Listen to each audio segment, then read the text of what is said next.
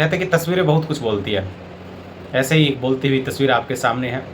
ये युवक अपनी पत्नी के द्वारा लगाए गए झूठे दहेज के केस से परेशान होकर ये चाय की दुकान इसने खोल लिया और यही लिखा है कि जब तक नहीं मिलता न्याय उबलती रहेगी चाय।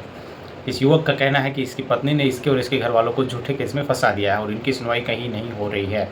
क्या मेंस के लिए कोई लॉ नहीं है? तो जानते हैं सबसे पहले तो जो सेक्शन 498 जो इन पे लगाया गया है वो क्या है। तो सेक्शन 498 ये आईपीसी प्रोटेक्ट करता है महिला को उसके पति और उसके पति के घर वालों और या उसके पति के रिश्तेदारों द्वारा दहेज के लिए परेशान ना किया जाए। इसी को प्रोटेक्ट करने के लिए बनाया गया था सेक्शन 498 ये आईपीसी।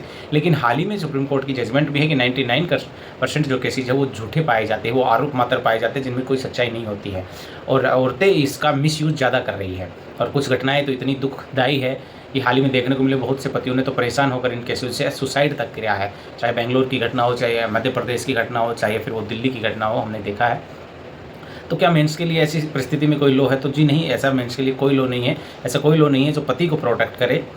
हालांकि जो आज की जो व्यवस्था है उसको देखते हुए लगता है कि पति को प्रोटेक्ट करने के लिए भी कम से कम 1 या 2